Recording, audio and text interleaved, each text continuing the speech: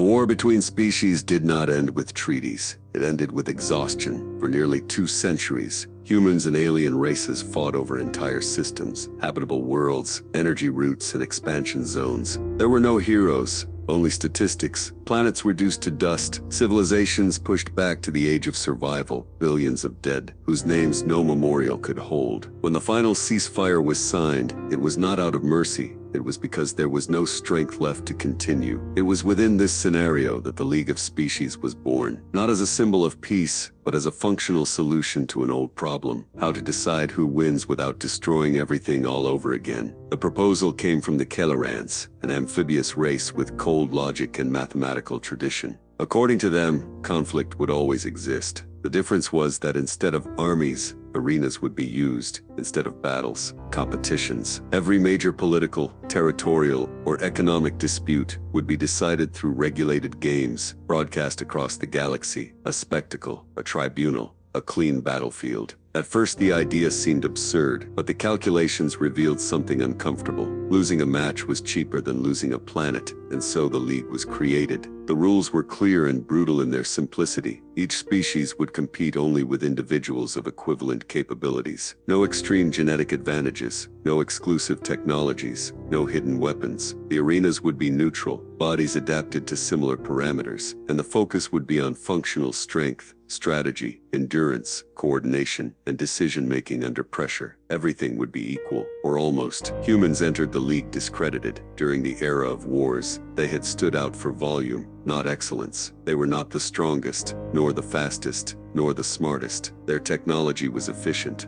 but predictable. Their victories came from numbers, persistence, and a willingness to accept losses that other races considered unacceptable. In the League, that meant nothing. The first games confirmed expectations. Humans lost early matches to the Varkun, specialists in variable gravity. They were outmatched by the Silith, beings of perfect collective coordination. They were humiliated by the Drayans, whose physical endurance seemed endless even in standardized arenas. The broadcasts were not kind. Alien commentators spoke of humans as an emotionally unstable species, inconsistent, dependent on improvisation, a walking error trying to compete with refined evolutionary designs. And in a way, they were right. But it was precisely there that something began to change. In the 4th round of the League, inside a mixed environment arena, with mobile structures, shifting lighting, and dynamic rules, the human team faced the Kellerans themselves, the very creators of the League. It was a real-time territorial control challenge, with scoring based on zone dominance and adaptation to sudden changes. The Kellerans played like organic machines, every movement calculated, every advance predicted, every retreat precise. In the first cycles, they completely dominated the field. The humans seemed lost, until something unexpected happened, a human mistake. One of the players advanced outside the expected pattern, not out of strategy, but instinct. He created a chaotic opening. The Kellerans tried to recalculate, and lost half a second. Half a second was enough for the humans to break the perfect formation, and turn the field into something algorithms could not predict. The match turned, not by strength, not by technique, but by disorder. The humans won. It was not an overwhelming victory. It was tight,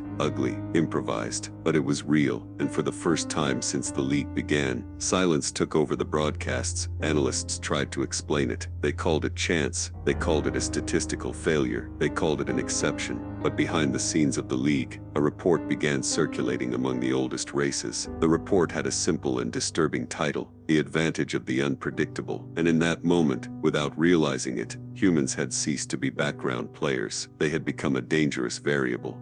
After the victory against the Calarians, the League tried to move forward as if nothing had changed. The games continued, the arenas were activated, the broadcasts maintained their analytical and detached tone. Officially, that match was classified as a statistical anomaly, an acceptable deviation within a complex system, nothing more. But away from the cameras, unease was growing. Humans began to win again, not consistently, not cleanly, not elegantly. They won by breaking rhythm, by ignoring expectations, by making decisions that seemed wrong until they worked. Where other species sought the perfect move, humans sought the possible move. Where there was calculation, they introduced risk. Where there was symmetry, they created failure, and failure was contagious. The Varkun masters of variable gravity lost a contest because a human human chose to fight on their knees, altering the expected center of mass. The Silith, whose strength came from absolute coordination, were defeated when humans focused on isolating a single individual, even knowing it went against all collective logic. The Drayans, known for enduring until physical collapse, abandoned an arena for the first time in League history, not from exhaustion, but from confusion. The broadcasts changed their tone. Where there had once been sarcasm, caution emerged. Where there had been contempt, curiosity appeared. Analysts began using new words to describe humans: adaptive, unstable, dangerously creative. In the League councils, this sounded like a warning. The Calarians called an extraordinary session. For the first time since the League's founding, there was discussion of whether a species was exploiting a conceptual gap in the system, not breaking rules, but interpreting them in a way that was too human. The League had been built on equivalence of capabilities, but no one had anticipated equivalence in reaction to error. Other species trained to avoid failure, humans trained to survive it. Reports began circulating with unsettling data. In arenas with static rules, humans performed moderately. In controlled environments, they were predictable. But the more chaotic the competition, the higher the chance of human victory. Dynamic environments, mutable rules, arenas with multiple conditions, all of it favored the species that had evolved amid constant crises, the species that had never known enough stability to trust it. Then came the first attempts at containment. Without announcing direct changes, the League began altering regulations. Arenas featured fewer random variables, competitions became cleaner, penalties for excessive improvisation were introduced under the pretext of safety. Everything subtle, everything technical,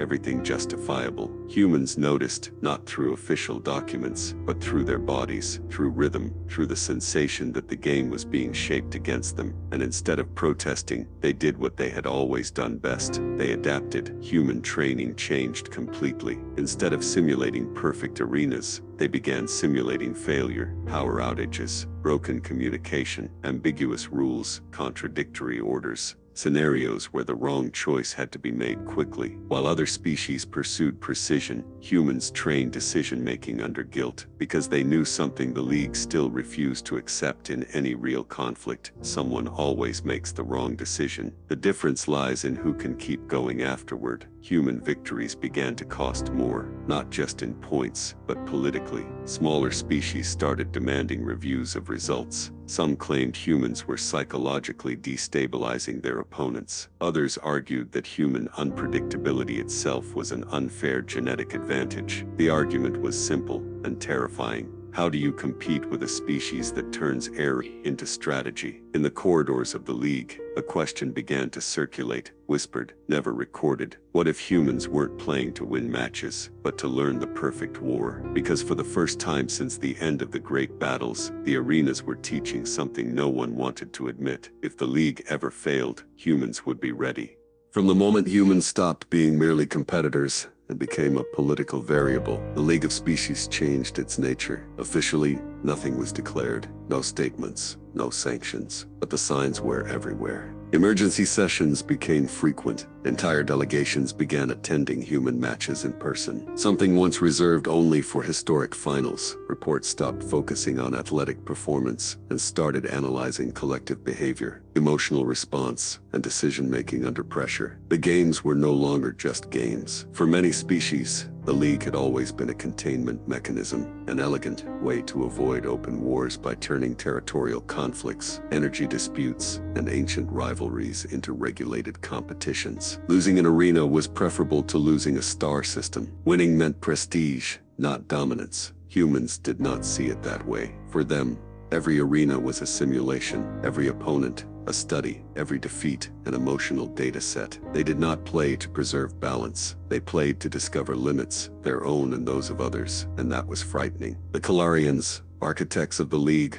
were the first to recognize the structural problem. In a closed session, whose contents would only be leaked years later, one of their representatives summarized the dilemma in a single sentence. We created a system to contain powerful species, but humans do not seek containment. They seek victory and continuation. From that point on, the discourse shifted. Terms like seismic risk, competitive instability, and civilizational imbalance began circulating. Vague expressions, heavy with intent. Slowly, humans stopped being seen as participants and began to be treated as a dangerous precedent. Smaller delegations aligned politically. Some demanded clear limits on human participation. Others proposed quotas, rule adjustments, even temporary exclusion from strategic arenas. Everything was framed as competitive fairness, but the subtext was fear, because what humans were demonstrating was not superior physical strength, nor advanced technology. It was something far more difficult to neutralize: accelerated learning in hostile environments. While other species required generations to adjust doctrines, humans adapted between matches. The League's politics entered a silent collapse. Species that once cooperated began trading veiled accusations. Human victories became political tools in internal disputes. Losing to humans meant the system was flawed. Defeating humans became proof of moral superiority. The League, created to prevent wars, was beginning to replicate exactly what it feared.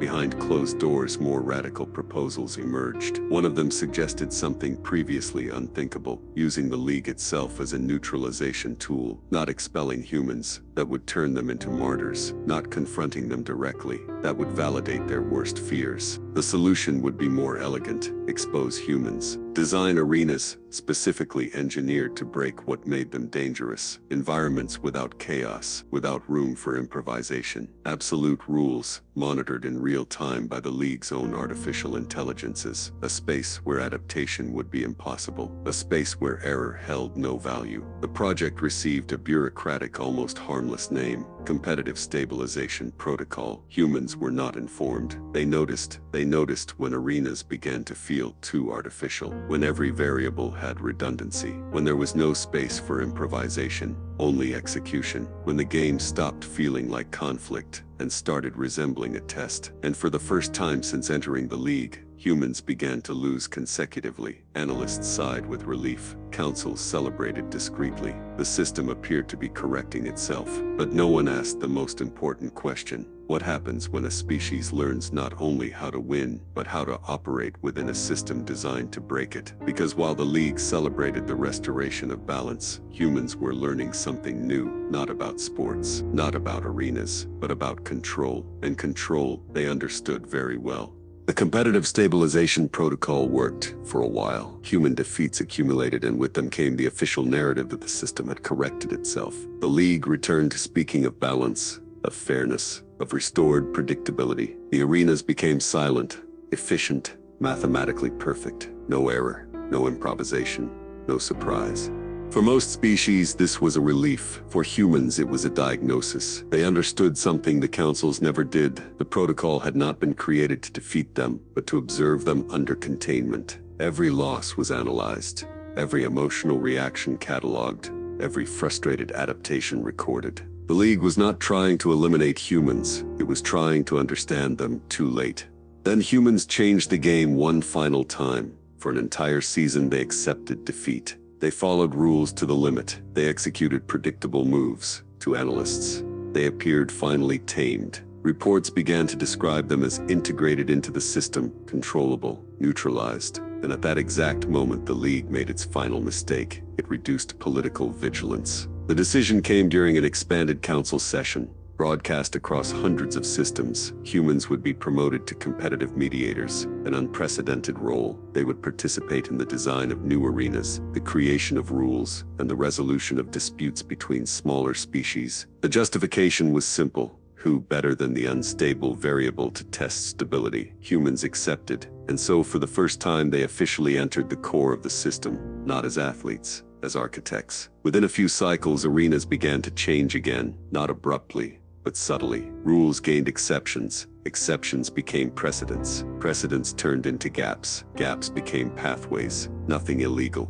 nothing explicit, nothing that could be challenged without dismantling the system itself. Species began losing disputes not due to technical error, but because of automated political decisions. League algorithms, trained with human data, began prioritizing flexibility over rigidity, recovery over perfection, continuity over purity. The League was being reprogrammed by consent. By the time the Calarians realized the scope of the change, it was irreversible. The system they had created to contain conflict now favored exactly what they feared most: a species capable of operating within the rules while redefining them. In a final emergency session, A representative asked, without rhetoric, "Do you intend to govern the League?" The human response was simple, not a speech, not a threat, a historical record. "No, we intend to ensure it survives the next real conflict, because when it comes, you will need us." There was no war, no rupture, no declared victory. The League continued to exist, but it was never the same again. The games went on. Arenas remained full. Broadcasts stayed spectacular. But silently, something fundamental had changed.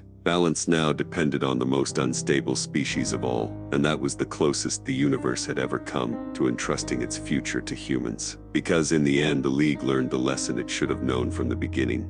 You can contain strength, you can regulate technology, you can limit power, but you should never invite into the system a species that learned how to win by living in crisis.